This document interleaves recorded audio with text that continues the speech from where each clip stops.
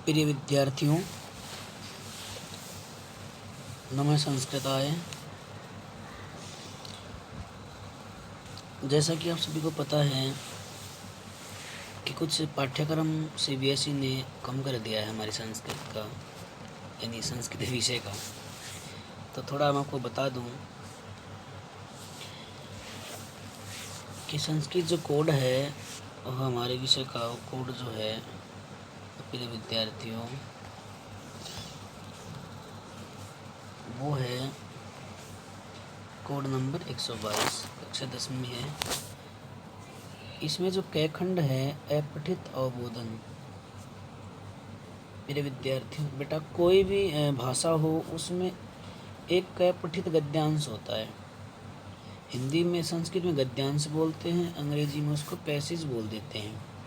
तो क खंड में 10 अंक का आएगा, ये 10 का आएगा।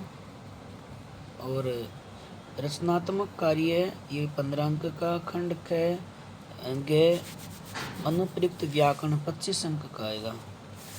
और घ खंड में अवबोधन 30 अंक का आएगा। चलिए, एक गद्यांश में क्या आएगा, 80 से 100 शब्दों में एक अति लघुत्रात्मक, पूर्ण वाक्यात्मक, लघुत्रात्मक भाषिक कार्य, ये इस तरह से प्रश्न आएंगे। एक गद्यांश या गद्यांश को अच्छी प्रकार पढ़ेंगे, समझेंगे, फिर दिए गए नीचे कुछ प्रश्न होंगे। एक पद में उत्तर होगा, पूर्ण वाक्य में होगा, लघुत्रात्मक होगा, ऑब्जेक्टिव टाइप में होंगे। कितने नंबर के आएंगे? 10 अंक का आएगा ये पैराग्राफ जिसको बोलते हैं। उसके बाद में बेटा औपचारिक अथवा अनौपचारिक पत्र आएगा 5 अंक का। एक औपचारिक या अनौपचारिक पत्र आएगा, उसमें औपचारिक अनौपचारिक पत्र में रिक्त स्थान होंगे, खाली स्थान है वो भरने होंगे। नीचे मंजूषा दी हुई होगी, मंजूषा को देख देख करके उसमें खाली स्थान भरने हैं। नंबर 3 पे है, नंबर 3 पे विद्यार्थी चित्र वर्णनम अथवा अनुच्छेद लेखनम। चित्र का वर्णन करना है। कोई एक चित्र दिया होगा, चित्र को देख करके नीचे मंजूषा की सहायता से एक अनुच्छेद लिखना होगा। 5 वाक्य का निर्माण भी हो सकता है। फिर है हिंदी आंग्ल भाषा से संस्कृत अनुवाद। हिंदी से संस्कृत में लिखने 5 या 5 आएंगी। 5 हिंदी की पंक्तियाँ होंगी, उसका हमें संस्कृत में अनुवाद करना है, संस्कृत बनानी होंगी। हम बना देंगे यदि पढ़ा होगा तो। और आगे बेटा क्या है, अनुप्रयुक्त व्याकरण। अनुप्रयुक्त व्याकरण जो प्रयोग में लाई गई है, अनुप्रयुक्त जिसका हमने प्रयोग कर लिया गया है वो व्याकरण। इसमें संधि आएंगी 4 अंक की, यानी 4 प्रश्न आएंगे लघुत्रात्मक संधि के। समास है, समास संधि जो है लघुत्रात्मक होगी, वो हमने उसमें ऑप्शन नहीं होगा।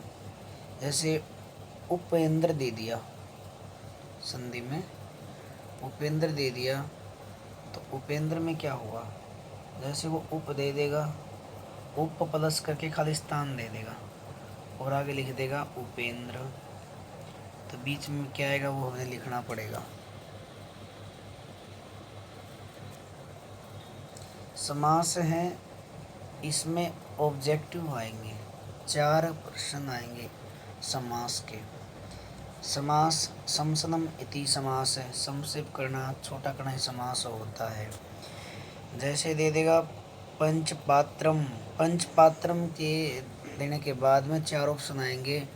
पंचानाम पात्रणम समाहार है, पंचपात्रम समाहार है, समाहार का मतलब समूह। तो समास इसमें क्या हुआ, पंचपात्रम पंचानाम पात्रणम समाहार है। समास को देखेंगे समझेंगे तो कर लोगे। उसके बाद में है प्रत्यय, ये भी ऑब्जेक्टिव आएंगे। प्रत्यय शब्दों के जो आगे लगते हैं उनको उपसर्ग बोलते हैं, और जो शब्दों के पीछे लगते हैं उनको हम क्या बोलते हैं, प्रत्यय बोलते हैं। उसके बाद में वाच्य प्रकरण, वाच्य प्रकरण भी कर्तृवाच्य से कर्मवाच्य में लिखना होता है, ये भी ऑब्जेक्टिव आएगा। फिर समय आएगा, समय लघुत्रात्मक प्रश्न आएंगे। समय में क्या आएंगे? लघुत्रात्मक प्रश्न।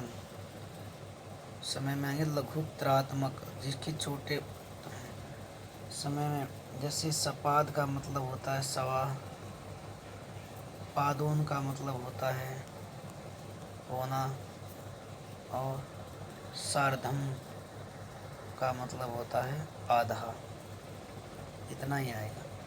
अव्ययपद हैं लघुत्रात्मक, अव्ययपद हैं लघुत्रात्मक, ये लिखने आएंगे अव्यय, जैसे कदाह, कदाह, यदाह, इनका प्रयोग करके आएंगे। फिर संशोधन कार्य आएगा।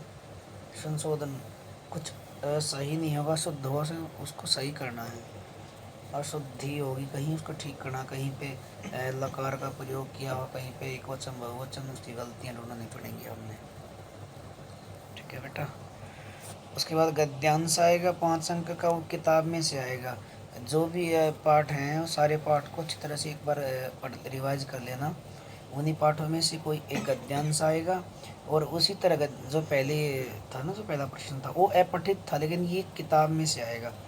गद्यांश है पूर्ण वाक्य में उत्तर लघुत्रात्मक भाषिक कार्य है। फिर एक पद्यांश आएगा। पद्यांश समझते हो? जो पद्य कविताओं का, कविता की 2-4 लाइनें आ जाएंगी, उसके उसी तरह नीचे प्रश्न उत्तर आएंगे, वो लिखने हैं। एक नाट्यांश भी आएगा।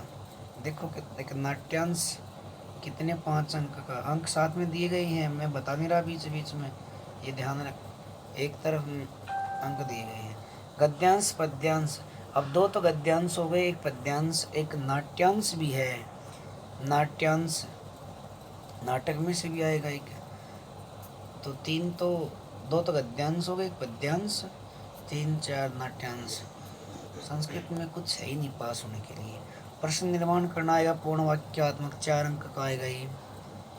एक अन्वय अथवा भावार्थ पूर्ण वाक्यात्मक, अन्वय अथवा भावार्थ आएगा। अन्वय एक श्लोक की लाइन आएंगी, उसको अन्वय लिखना है उसका हमने। तो बेटा ये था आप लोगों का पाठ्यक्रम सिलेबस संस्कृत का। थोड़ा और देख लेते हैं इसको कैसे डिवाइड किया हुआ इसने।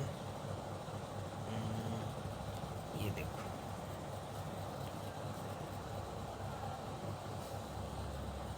ये दिया है देखो, संकेत आधारित औपचारिक अनौपचारिक पत्र 5 अंक का, चित्र आधारित वर्णन अथवा अनुच्छेद लेखन 5 का, हिंदी भाषा मंगल भाषायाम लिखितानां 5 सरल वाक्यानां संस्कृत भाषा अनुवाद 5 अंक का, संधि कार्य 4, व्यंजन संधि वर्गीय प्रथम वर्णस्य तृतीय वर्णस्य परिवर्तनम, प्रथम वर्णस्य पंचम वर्ण परिवर्तनम, विसर्ग संधि, समास,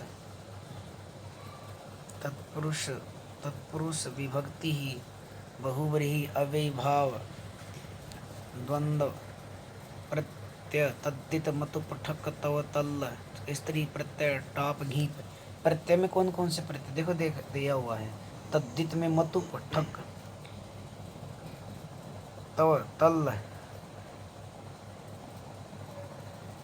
स्त्री प्रत्यय में टाप गीप। वाच्य परिवर्तनम केवलट लकार कृते कर्म क्रिया, समयांकानाम स्थानेषु शब्देषु समय लेखनम, अंकों के स्थान पर शब्दों का समय लेखन लिखना है। सामान्य सपाद सार्धम पादोन, ऊंचाई स्व, ये सारे क्या है? अव्यय दिए हुए हैं। अशुद्धि संशोधन, वचन लिंग पुरुष लकार विभक्ति दृष्टि संशोधनम। सेम उसी पाठ्य पुस्तक पर जो जिसने पढ़ी हो लिख लेगा।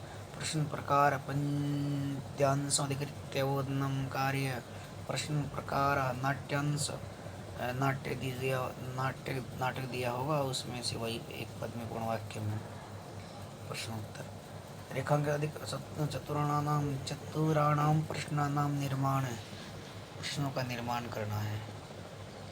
पर्याय पदानाम विशेषण पदानाम मेलनम अथवा वाक्येषु प्रयोगः, पर्याय पदों के विशेष विशेषण पदों का मेलन अथवा वाक्यों में प्रयोग करना है। पुस्तक सेमोसी संस्कृत पाठ्य पुस्तकं द्वितीय भादशं श्रेणी कक्षायै निर्धारिता पाठः। ये पाठ दे रखे बेटा, ये पाठ पहला, दूसरा, तीसरा, चौथा, पाँचवा, छठा, सातवां, आठवां, नौवां, 10वां पाठ को छोड़ के सभी आएंगे।